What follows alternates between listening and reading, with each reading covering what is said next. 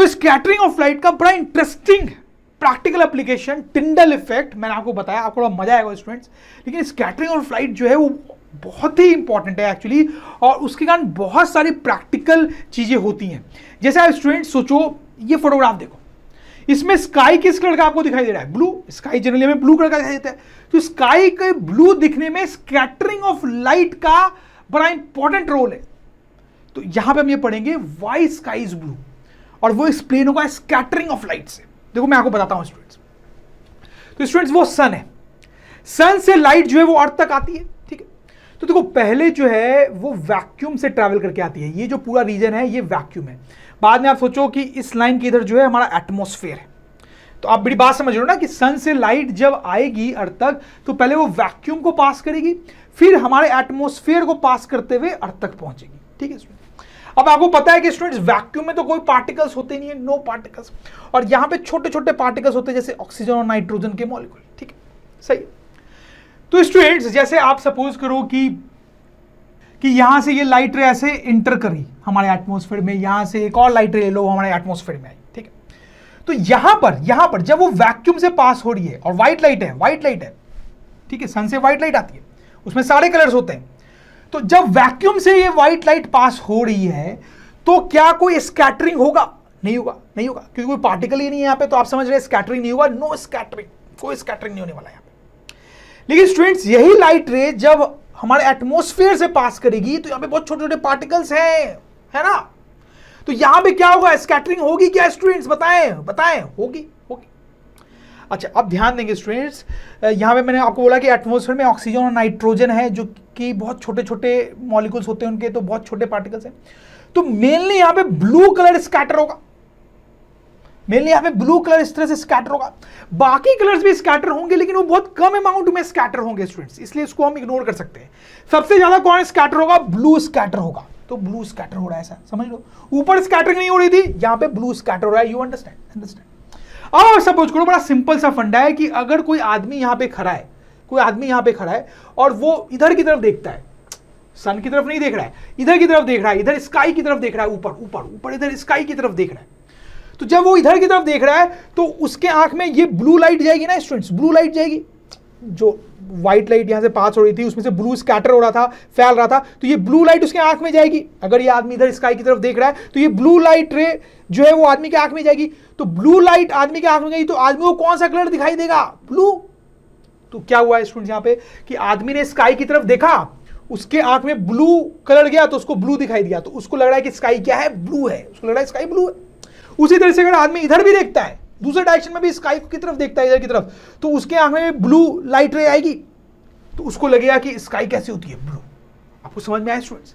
तो इसीलिए हमें स्काई ब्लू दिखाई देती है। I hope you understand what's going on here, right students? अच्छा आप मुझे बताओ, एक छोटा सा क्वेश्चन बताओ कि अगर कोई आदमी यहां पर खड़ा है, एटमॉस्फेयर के बाहर आ गया, ठीक है, यहां खड़ा है, अब वो स्काई की तरफ देखता है, तो क्या उसको स्काई ब्लू दिखाई देगा? बताएं मुझे, व्हाट डू थिंक? यहां पे तो स्कैटरिंग हो नहीं रही है, तो जब वो यहां देखेगा तो उसके आंख में कोई भी कलर जाएगा ही नहीं, ब्लू क्या, कोई भी कलर नहीं जाएगा उसके आंख में, तो कुछ भी नहीं जाएगा उसके आंख में। तो वो इधर जब देख रहा है तो उसको क्या दिखाई देगा? Black, right students? Very interesting point. अगर आप अर्थ के एटमॉस्फेयर से बाहर निकल जाओ और तब स्काई की तरफ देखो तो आपको स्काई कैसे दिखाई देगा? ब्लैक। तो इसको ब्लैक दिखाई देगा स्काई, ठीक है। लेकिन इसी आदमी को जो एटमॉस्फेयर के अंदर से देख रहा है उसको क्या दिखाई दे रहा है स्टूडेंट्स? ब्लू। वेरी इंटरेस्टिंग, सही है ना। तो यहां पे 2-3 बड़े इंटरेस्टिंग पॉइंट है, इंपॉर्टेंट, जो हमें नोट करना है। फर्स्ट क्या है students? If we look at sky from outside our atmosphere, sky looks black. सही है स्टूडेंट, जैसे मैंने आपको बताया, ठीक है। अच्छा अब आपसे ये पूछा जाए कि स्काई ब्लू दिखती है, उसका रीजन क्या है? तो देखो हम क्या लिखेंगे स्टूडेंट्स कि when white light from sun enters earth's atmosphere, blue light is scattered a lot due to small oxygen and nitrogen molecules in atmosphere.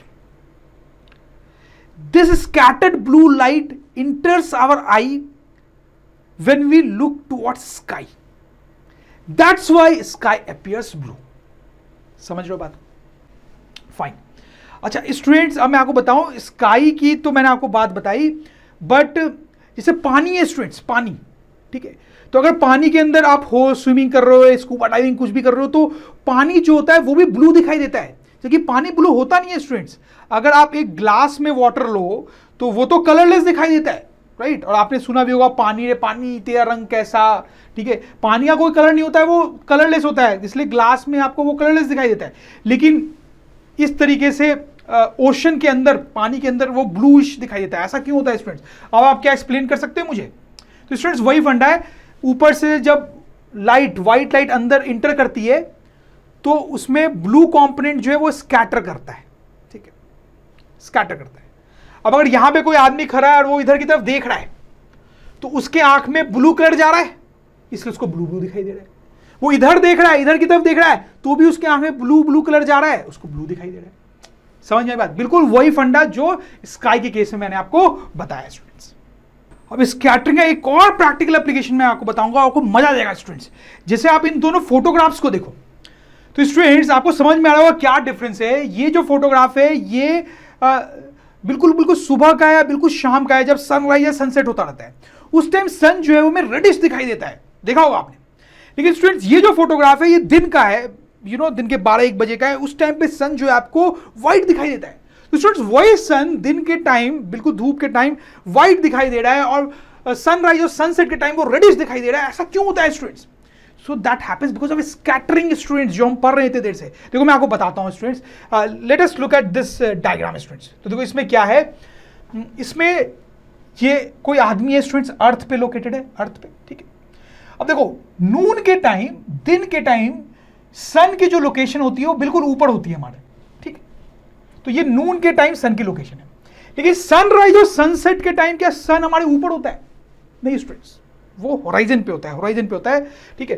तो ये दोनों पोजीशन आप समझ होंगे, ये सनराइज की मान लो, ये सनसेट के टाइम की मान लो, ठीक।